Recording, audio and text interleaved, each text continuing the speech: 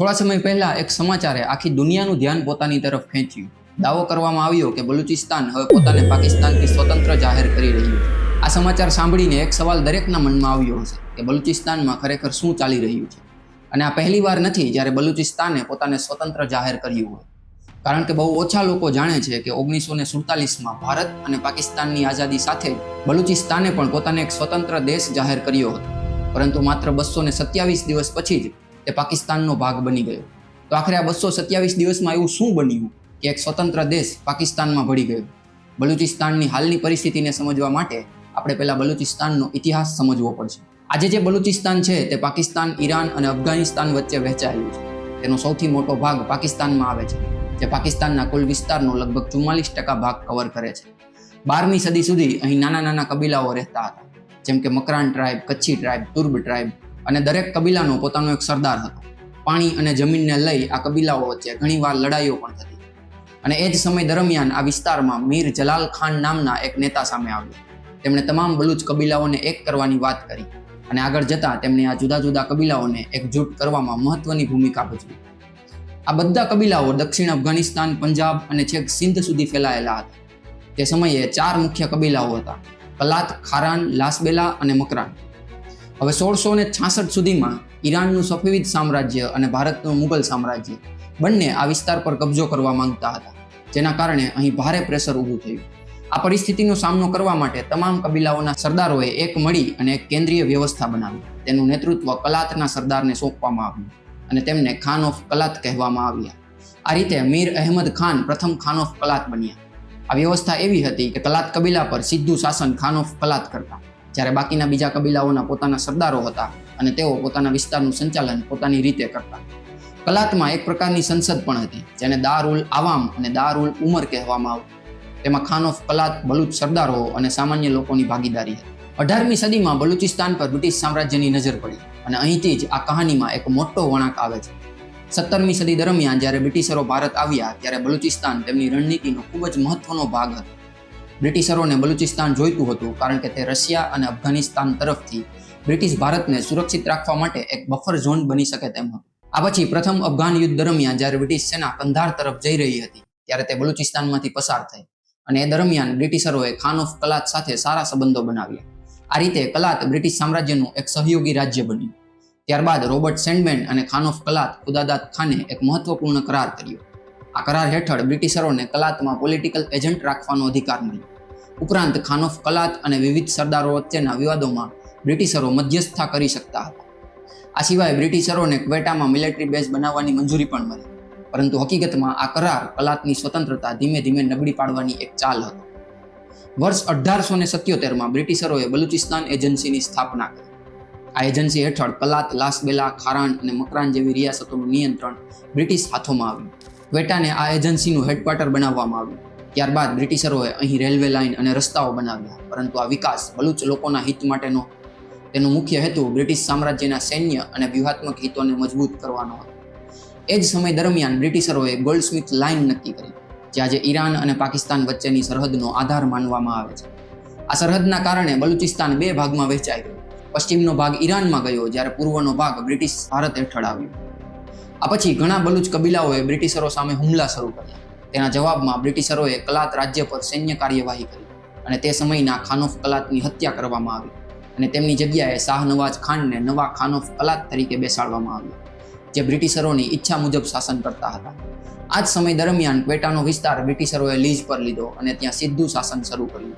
આ વિસ્તાર પછીથી બ્રિટિશ બલુચિસ્તાન તરીકે ઓળખાવા લાગ્યો. 20મી સદી સુધી બલુચિસ્તાન બ્રિટિશ ભારતનો ભાગ હતો, પરંતુ તેનો દરજ્જો બીજા પ્રાંત જેવો નહોતો. અહીં એક ચીફ કમિશનર હતો, જ્યારે કલાત, લાસબેલા, ખારાન અને મકરાન અલગ અલગ રિયાસતો તરીકે અસ્તિત્વમાં હતી. 1940ના દાયકામાં જ્યારે સમગ્ર ભારતમાં આઝાદીની લહેર ચાલી રહી હતી, ત્યારે બલુચિસ્તાનમાં પણ રાજકીય હલચલ શરૂ થઈ. અહીં કેટલીક રાજકીય પાર્ટીઓ જેમ કે અંજુમને વતન બલુચિસ્તાન અખંડ ભારતના સમર્થનમાં હતી અને ભારતના વિભાજનનો કડક વિરોધ કરતી હતી. બીજી તરફ મુસ્લિમ લીગે પણ ધીમે ધીમે બલુચિસ્તાનમાં પોતાનો પ્રભાવ વધારવાનું શરૂ કર્યું.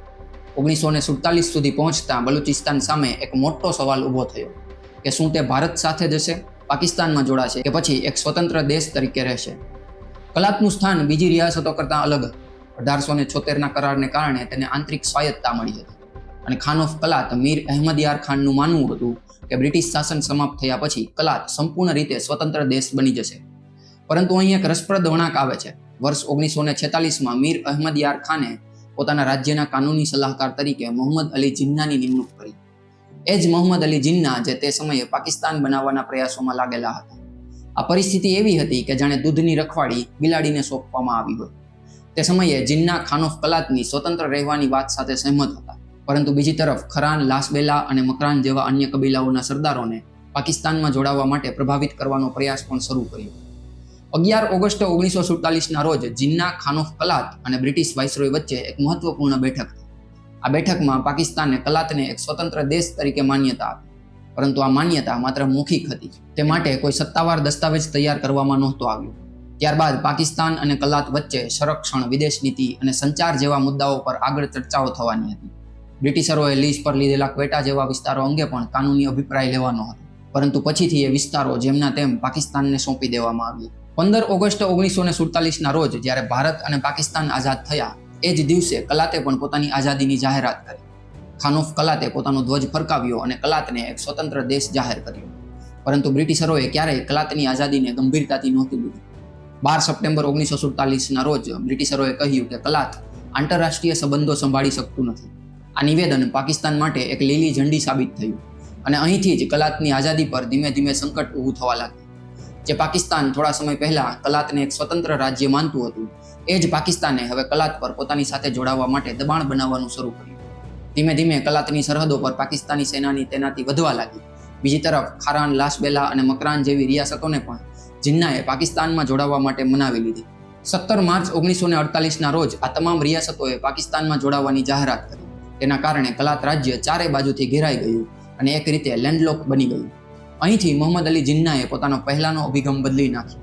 જે જિન્નાએ પહેલા કલાતની સ્વતંત્રતાને સ્વીકારી હતી, હવે તેઓ ઈચ્છતા હતા કે કલાત પણ બીજી રિયાસતોની જેમ ઇન્સ્ટ્રુમેન્ટ ઓફ એક્સેશન પર સહી કરે અને પાકિસ્તાનમાં સત્તાવાર રીતે જોડાઈ જાય. પરંતુ ખાન ઓફ કલાત તેના માટે તૈયાર નહોતા. ત્યાર પછી કલાત રાજ્યને ચારે બાજુથી ઘેરી લેવામાં આવ્યું અને તેમના પર સતત દબાણ વધારવામાં આવ્યું. છેવટે 27 માર્ચ 1948ના રોજ ખાન ઓફ કલાતે કરાચીમાં પાકિસ્તાન સાથે ઇન્સ્ટ્રુમેન્ટ ઓફ એક્સેશન પર સહી કરી, અથવા તો એમ કહીએ કે ભારે દબાણ હેઠળ તેમની પાસેથી આ દસ્તાવેજ પર સહી કરાવવામાં આવી. આ રીતે બલુચિસ્તાન માત્ર 227 દિવસ સુધી એક સ્વતંત્ર દેશ તરીકે રહ્યું. ત્યાર પછી તેને પાકિસ્તાન સાથે જોડી દેવામાં આવ્યું. પરંતુ આ ઘટના અહીં પૂરી નહોતી થવાની. ખાન ઓફ કલાતના ભાઈ પ્રિન્સ અબ્દુલ કરીમ આ વિલયના સખત વિરોધમાં હતા. જુલાઈ 1948માં તેમણે બલુચ નેશનલ લિબરેશન કમિટીની રચના કરી અને પાકિસ્તાન સામે ગેરિલા યુદ્ધ શરૂ કર્યું. સંખ્યા ઓછી હોવા છતાં તેમની ગેરિલા યુદ્ધની રીતને કારણે પાકિસ્તાની સેના ઘણી મુશ્કેલીમાં આવી. તેઓ પાકિસ્તાની સેનાના કેમ્પ પર હુમલો કરતા અને પછીથી પહાડોમાં ક્યાંક ગાયબ થઈ જતા. આ રીતે તેમણે અનેક પાકિસ્તાની સૈનિકોને મોતને ઘાટ ઉતાર્યા.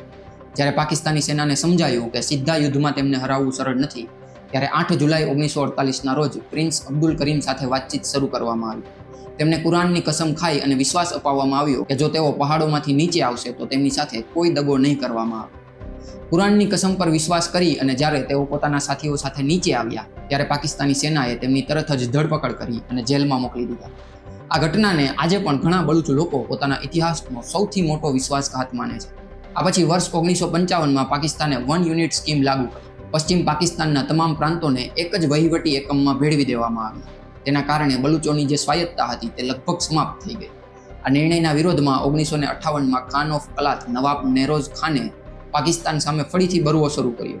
ફરી એક વખત ગેરિલા યુદ્ધ શરૂ થયું. ફરી એક વખત પાકિસ્તાની સેનાની મુશ્કેલીમાં આવી અને ત્યારબાદ ફરીથી કુરાનની કસમ ખાઈ અને તેમને વાતચીત માટે બોલાવવામાં આવ્યા.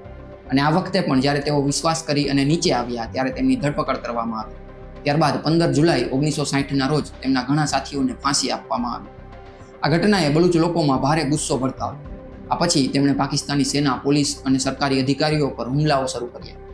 જોકે આ બળવાઓ નાના હતા અને 1969 સુધીમાં મોટા ભાગના બળવાઓને દબાવી દેવામાં આવ્યા. આ દરમિયાન 1970માં પાકિસ્તાનમાં જનરલ ઇલેક્શન થવાના હતા. બલુચિસ્તાનમાં નેશનલ આવામી પાર્ટી અને જમિયત ઉલેમાએ ઇસ્લામ જેવી સ્થાનિક પાર્ટીઓને જીત મળી. ત્યારબાદ બલુચિસ્તાનમાં રાજ્ય સરકારની રચના કરવામાં આવી અને બલુચ નેતા અયાતુલ્લાહ મેંગલ બલુચિસ્તાનના મુખ્યમંત્રી બન્યા. પરંતુ તેઓના મુખ્યમંત્રી બન્યાના થોડા જ સમય બાદ પાકિસ્તાનના વડાપ્રધાન ઝુલ્ફિકાર અલી ભુટ્ટોએ નેશનલ આવામી પાર્ટી પર પ્રતિબંધ મૂક્યો અને બલુચિસ્તાનમાં સેનાની તૈનાતી કરી. આ પછી વર્ષ 1973માં બલુચ લોકોએ અત્યાર સુધીનો સૌથી મોટો બળવો શરૂ કર્યો. આ બળવાનું મુખ્ય કારણ હતું ઝુલ્ફિકાર અલી ભુટ્ટો દ્વારા બલુચિસ્તાનની પ્રાંતીય સરકારને બરતરફ કરવાનો નિર્ણય. બલુચિસ્તાનના મારી અને બુકટી કબીલાઓએ લગભગ 500 લડવૈયાઓને એકત્રિત કર્યા અને પાકિસ્તાની સેના સામે યુદ્ધ શરૂ કર્યું. તેના જવાબમાં પાકિસ્તાની સેનાએ લગભગ 70,000 સૈનિકો અને ઈરાન દ્વારા આપવામાં આવેલા હેલિકોપ્ટરની મદદથી આ બળવો દબાવવાનો પ્રયાસ કર્યો. આ સંઘર્ષમાં અંદાજિત 10,000 બલુચ અને 5,000 પાકિસ્તાની સૈનિકોના મોત થયા. આ બળવાએ બલુચ રાષ્ટ્રવાદને વધુ મજબૂત બનાવ્યો. આ પછી બલુચ સ્ટુડન્ટ ઓર્ગેનાઇઝેશન અને બલુચ પીપલ લિબરેશન ફ્રન્ટ જેવા સંગઠનો પણ સામે આવ્યા. વર્ષ 2003 પછી બલુચ લિબરેશન આર્મી એટલે કે BLA આ બળવાને વધુ ઉગ્ર બનાવ્યું. આજે પણ બલુચિસ્તાનમાં સંપૂર્ણ શાંતિ નથી. બલુચ લોકોનો આરોપ છે કે પાકિસ્તાન તેમના કુદરતી સંસાધનોનું શોષણ કરે છે. બલુચિસ્તાનમાં તેલ, કુદરતી ગેસ, સોનું અને તાંબાના મોટા ભંડારો આવેલા છે. વર્ષ 1952માં ડેરા બુકટી વિસ્તારમાં ગેસનું વિશાળ ક્ષેત્ર મળ્યું હતું, જે પાકિસ્તાનનું સૌથી મોટું ગેસ ફિલ્ડ માનવામાં આવે છે. પરંતુ બલુચ લોકોનું કહેવું છે કે આ સંપત્તિનો ફાયદો તેમને ક્યારેય મળ્યો જ નથી. એક અહેવાલ પ્રમાણે પાકિસ્તાનમાં વપરાતો લગભગ 40% ગેસ બલુચિસ્તાનથી આવે છે, પરંતુ ત્યાં આજે પણ માત્ર લગભગ 17% ઘરો સુધી ગેસની પાઇપલાઇન પહોંચી છે. આશ્ચર્યની વાત એ છે કે વર્ષ 1985 સુધી ક્વેટા જેવા મોટા શહેરોમાં પણ ગેસની સુવિધા ઉપલબ્ધ નહોતી. વર્ષ 2019 સુધી બલુચિસ્તાનની પ્રતિ વ્યક્તિની આવક પાકિસ્તાનની સરેરાશ આવક કરતાં લગભગ 30% ઓછી હતી. બલુચ લોકોનું કહેવું છે કે તેમની જમીનનો ખજાનો બીજા વિસ્તારમાં ગયો, પરંતુ તેના બદલામાં તેમને ન તો પૂરતી નોકરીઓ મળી કે ન તો કોઈ યોગ્ય વિકાસ મળ્યો. આ જ કારણ છે કે આજે પણ ઘણા બલુચ લોકો પોતાને છેતરાયેલા અનુભવે છે. આ તમામ મુદ્દાઓ વચ્ચે વર્ષ 2015થી ચીને પણ બલુચિસ્તાનમાં મોટું રોકાણ શરૂ કર્યું છે. ચાઇના પાકિસ્તાન ઇકોનોમિક કોરિડોર હેઠળ વાડર પોર્ટનો વિકાસ કરવામાં આવ્યો, જે બલુચિસ્તાનમાં આવેલો છે. આ પોર્ટના કારણે ચીનને અરબી સમુદ્ર સુધીની સીધી પહોંચ મળી છે, પરંતુ ઘણા બલુચ લોકો તેને પોતાની જમીન પર વધતું બાહ્ય નિયંત્રણ માને છે. તેમનો આરોપ છે કે CPEC દ્વારા મળતી નોકરીઓ અને આર્થિક લાભ મોટા ભાગે પંજાબથી આવેલા લોકોને મળે છે, જ્યારે સ્થાનિક બલુચ લોકોને તેનો પૂરતો લાભ નથી મળતો. વર્ષ 2022માં BLAએ ગ્વાદર વિસ્તારમાં કામ કરી રહેલા કેટલાક ચીની એન્જિનિયરો પર હુમલો કર્યો. તેમનું કહેવું હતું કે આ બધું તેમની જમીન પર કબજાનું પ્રતીક છે. બલુચ લોકો એવો પણ દાવો કરે છે કે પાકિસ્તાની સેનાએ વર્ષોથી હજારો બલુચ લોકોને ગાયબ કર્યા છે. Voice four Baloch missing person નામના એક સંગઠન મુજબ 7,000થી વધુ લોકો ગાયબ છે. આજે પણ બલુચિસ્તાનમાં સંઘર્ષ ચાલુ છે. BLA જેવા સંગઠનો પાકિસ્તાન અને કેટલાક કેસોમાં ચીનના હિતોને પણ નિશાન બનાવી રહ્યા છે. થોડા સમય પહેલા જ BLAએ જાફર એક્સપ્રેસ ટ્રેન હાઇજેક કરી, જે બતાવે છે કે બલુચિસ્તાનનો સંઘર્ષ હજુ સમાપ્ત નથી થયો. બલુચ લોકોનું કહેવું છે કે વર્ષ 1948માં તેમની ઈચ્છા વિરુદ્ધ તેમને પાકિસ્તાનમાં જોડવામાં આવ્યા હતા. તેઓ આજે પણ પોતાની ઓળખ, પોતાની જમીન અને પોતાના અધિકારો માટે સંઘર્ષ કરી રહ્યા છે. અને કદાચ આ જ કારણ છે કે તેઓ વારે વારે પોતાને પાકિસ્તાનથી અલગ બતાવી રહ્યા છે. તો આ હતી બલુચિસ્તાન અને બલુચ લોકોની એક કહાની, એક એવી કહાની જેની શરૂઆત તો ઘણા દાયકાઓ પહેલા થઈ, પરંતુ જેના પડઘા આજે પણ સાંભળવા મળે છે. તો બસ આજના વિડીયોમાં આટલું જ. આપણે ફરીથી આવી જ રીતના મળતા રહીશું અને અલગ મલકની વાતો કરતા રહીશું.